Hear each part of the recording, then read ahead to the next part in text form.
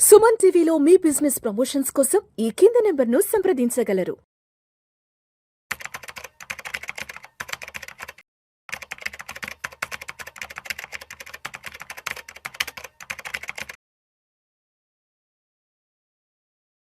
Suman TV ప్రేక్షకులకు స్వాగతం. నేను doctor Anil Kumar Bachchu, certified financial ప్లానర్ని, ఎన్ఐఎస్ఎం సర్టిఫైడ్ రీసెర్చ్ అనలిస్ట్ని కూడా. మీరు నేనే కాదు చాలామంది అనలిస్టులు చెప్పేది మీరు చూస్తూ ఉంటారు, క్వాలిటీ ఇన్వెస్టింగ్ ఆల్వేస్ బీట్స్ ఫ్యాడే కానీ మొమెంటమ్ కానీ అంటూ ఉంటాం. బట్ క్వాలిటీ ఇన్వెస్టింగ్ అంటే ఏంటి? ఏ క్వాలిటీ చూడాలి? ఇన్వెస్టర్స్ ఒక స్టాక్స్ పిక్ చేసుకునేప్పుడు ఎటువంటి క్వాలిటీ పారామీటర్స్ చూడాలి? క్వాలిటీ ఇన్వెస్టింగ్లో ఒక మేజర్ పిల్లర్స్ ఏంటి అనేది ఈ వీడియోలో నేను డిస్కస్ చేద్దాం అనుకుంటున్నాను. ఇది ఎడ్యుకేషనల్ కంటెంట్. దీన్ని మీరు సేవ్ చేసుకోండి, నలుగురికి షేర్ చేయండి. పక్కా ఈ కంటెంట్ ఎక్కువగా తెలుగులో అవైలబుల్ లేదు. So coming to quality investment. ఈ క్వాలిటీ ఇన్వెస్టింగ్లో మనం చూడాల్సినప్పుడు ఒక 5-6 పారామీటర్స్ చాలా ఇంపార్టెంట్. ఆ 6 పారామీటర్స్ ఏంటో నేను చెప్తాను.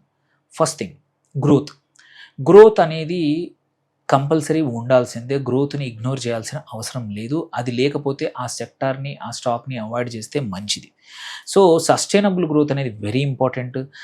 లాంగ్ టర్మ్ వెల్త్ క్రియేట్ చేయడానికి, ఒక కంపెనీ గ్రో కావడానికి, ఒక కంపెనీ ఒక షేర్ ప్రైస్ గ్రో అవ్వాలన్నా కానీ సస్టైనబుల్ గ్రోత్ అనేది ఉండాలి. ఈ గ్రోత్ దేంట్లో ఉండాలి? రెవెన్యూ మీద. CAGR లాస్ట్ 3-4 ఇయర్స్ ఎంత బాగా ఉంది? 15%, 16% ఆర్ ఇంకా ఎక్కువగా ఉన్నా మంచిది. అర్నింగ్స్ కూడా, అంటే అర్నింగ్స్ ఎలా ఉన్నాయి, ప్రాఫిట్స్ ఎలా ఉన్నాయి, అవి కూడా లాస్ట్ 3-4 ఇయర్స్ రిటర్న్స్ ఎలా ఉన్నాయి, ఫ్యూచర్ ఎలా ఉంది. అండ్ ఇంకో ఇంపార్టెంట్ థింగ్ ఏంటంటే పాస్టే కాకుండా గ్రోత్ విజిబిలిటీ ఎలా ఉంది, ఆ కంపెనీ ఇచ్చే గైడ్లైన్స్ ఎలా ఉన్నాయి, ఫ్యూచర్ గ్రోత్ ఎలా ఉండబోతోంది. అట్లాగే ఈ గ్రోత్ని అడ్రస్ చేయడానికి టోటల్ మార్కెట్ ఆపర్చునిటీ ఎంత ఉంది, ఆ మార్కెట్ ఆపర్చునిటీలో ఈ కంపెనీ ఎంత షేర్ తీసుకోబోతుంది. ఇది వెరీ ఇంపార్టెంట్. ఇది బేస్, అంటే ఫండమెంటల్. ఒక క్వాలిటీ ఇన్వెస్టింగ్లో మనం చూడాల్సిన పారామీటర్స్లో అన్నిటికన్నా ఇంపార్టెంట్ గ్రోత్. ఈ గ్రోత్ లేకపోతే ఆ కంపెనీకి వెళ్ళకపోతే మంచిది. సెకండ్ ఇంపార్టెంట్ థింగ్, మార్జిన్స్ చూసుకుంటే స్ట్రాంగ్ మార్జిన్స్ ఏంటంటే ఇంపార్టెంట్. ఒక కంపెనీ యొక్క ప్రైజింగ్ పవర్, ఆల్సో ఆపరేషనల్ ఎఫిషియన్సీని చూపించేది ఈ మార్జిన్స్. సో ఎగ్జాంపుల్ చూసుకుంటే గ్రాస్ మార్జిన్ ఎలా ఉంది, అంటే ఎబిడ్డా ఎలా ఉంది, అట్లాగే నెట్ ప్రాఫిట్ మార్జిన్స్ ఎలా ఉన్నాయి, అండ్ మార్జిన్ నిజంగానే సస్టైన్ అవుతుందా, రేపు ఫ్యూచర్లో ఏదైనా ఇబ్బందులు వల్ల మార్జిన్స్ తగ్గుతాయా, అండ్ కాస్ట్ స్ట్రక్చర్ వీళ్ళ చేతిలో ఉందా, అటు సెల్లర్ చేతిలో ఉందా, సప్లయర్ చేతిలో ఉందా అనేది కూడా చూడాలి. ఇవి బాగా ఉన్నాయనుకోండి, second thing also build, second layer of quality investing also build. Then third layer చూసుకుంటే అప్పులు or debt levels. Low debt usually మంచిది. అట్లని చెప్పి డెట్ లేకపోవాల్సిన అవసరం లేదు. కొన్ని డెట్ ఉన్నా కానీ లీవరేజ్ చేసుకుంటూ రిటర్న్స్ని, క్యాష్ ఫ్లోస్ని కూడా పెంచుకునే కంపెనీస్ చాలా ఉన్నాయి. బట్ ఓవరాల్ డెట్ లెవెల్స్ ఎలా ఉన్నాయి, తక్కువ ఉంటే మంచిది. ఫ్లెక్సిబిలిటీ ఉంటుంది గ్రోత్ అవ్వడానికి, ఎప్పుడైనా కొత్తగా యాడ్ చేసుకోవడానికి. డెట్ నుంచి డెట్ టు ఈక్విటీ ఎంత ఉంది, అది కూడా ఇంపార్టెంట్. ఇంట్రెస్ట్ కవరేజ్ రేషియో ఎలా ఉంది, అంటే అప్పుకి నీ దగ్గర ఉన్న అర్నింగ్స్తో ఎంత కవరేజ్ రేషియో ఉంది, ఇది చాలా ఇంపార్టెంట్ ఫ్యాక్టర్. అట్లాగే బ్యాలెన్స్ షీట్ స్ట్రెంగ్త్ ఎలా ఉంది, అప్పులు ఎక్కువగా ఉన్నాయా ఆర్ యాసెట్స్ ఎక్కువగా ఉన్నాయనేది కూడా చాలా ఇంపార్టెంట్. సో ఇది థర్డ్ లెవెల్ ఆఫ్ క్వాలిటీ ఇన్వెస్ట్మెంట్లో కావాల్సిన థర్డ్ లెవెల్. ఫోర్త్ లెవెల్ వచ్చేసి పక్క return on capital employed, ROCE అంటాం. ఈ ROCE ఏంటంటే ఒక ఇచ్చిన క్యాపిటల్ని ఎంత ఎఫిషియెంట్గా వాడుకుంటున్నారు అనేది డిటర్మైన్ చేసేది ROCE. సో ఎందుకంటే ఎఫిషియెంట్గా వాడుకుంటే కంపౌండింగ్ వస్తుంది, CAGR బాగుంటుంది, రిటర్న్స్ బాగా వస్తాయి. సో లాస్ట్ 3-4 ఇయర్స్ నుంచి ట్రెండ్ ఎలా ఉంది, లాస్ట్ క్వార్టర్స్ నుంచి ట్రెండ్ ఎలా ఉంది, ROCE ఇది వెరీ ఇంపార్టెంట్ ఒక కంపెనీ ఇన్వెస్ట్మెంట్ చేసే ముందు ఫండమెంటల్లో చూసుకుంటే.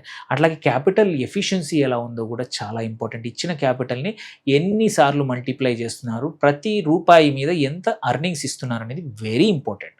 అట్లాగే రీఇన్వెస్ట్మెంట్ రేట్ ఆఫ్ రిటర్న్స్ ఎట్లా ఉంది, డబ్బులు మళ్ళీ కంపెనీ రీఇన్వెస్ట్మెంట్ చేస్తూ ఉంటుంది, వాటి మీద రిటర్న్స్ ఎలా ఉన్నాయి, అండ్ క్వాలిటీ ఆఫ్ ఎర్నింగ్స్ ఎలా ఉన్నాయి. ఒకసారి ఒక క్వార్టర్ బాగుంది, ఇంకో క్వార్టర్ బాగాలేకపోవడం, కన్సిస్టెన్సీ లేకపోవడం కూడా ఇబ్బందే. ఇది fourth layer.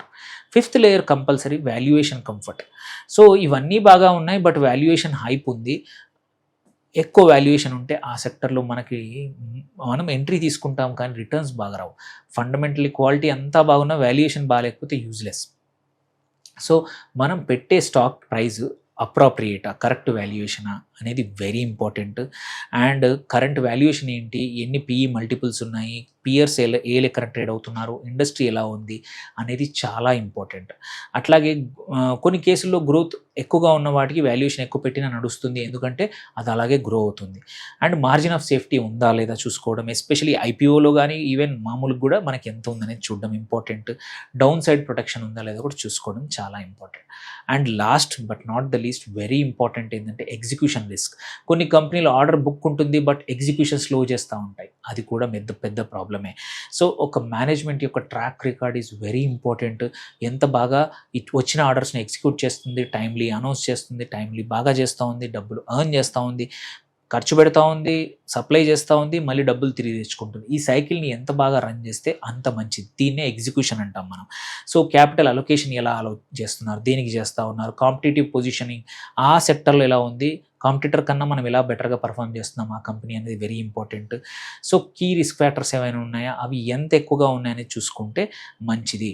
So in the end ఏంటంటే మాత్రం ఈ 6 లివర్స్ని మనం కరెక్ట్గా చెక్ చేసుకుంటే మనము ఇన్వెస్ట్మెంట్లో ఫెయిల్ అయ్యే అవకాశాలు తక్కువగా ఉంటాయి. ఒక కంపెనీ యొక్క క్వాలిటీ మెజర్ చేయడానికి 6 పారామీటర్స్ వాటిల్లో బ్రాడ్గా చూసుకున్నామంటే సరిపోతుంది. And most of the time ఇది చూసుకుంటే ఫెయిల్ అయ్యే అవకాశాలు టెంపరీగా ఏదైనా సెక్టర్ ఏదైనా పారామీటర్స్ కానీ ఏదైనా గవర్నమెంట్ రెగ్యులేషన్స్ వల్ల కొన్ని రోజులు ఆగొచ్చు ఆల్టర్ కానీ, బట్ లాంగ్ టర్మ్లో మాత్రం you will get more money. ఈ ఫ్రేమ్వర్క్ వాడుకొని ఫిల్టర్ చేసుకొని నువ్వు స్టాక్స్ ఇన్వెస్ట్ చేస్తే చాలా మంచిది. సో ఇది క్వాలిటీ ఇన్వెస్టింగ్ కదా. మీకు ఇంకేమైనా క్వశ్చన్స్ ఉన్నాయంటే దీని మీద పక్కా చెప్పండి. ఈ వీడియోని ఇంకో ఇద్దరికి షేర్ చేయండి, ఇంకొకరు నేర్పించిన వాళ్ళు అవుతారు, మీరు నేర్చుకున్న వాళ్ళు అవుతారు. Thank you for watching. Signing off doctor Anil Kumar Bachu.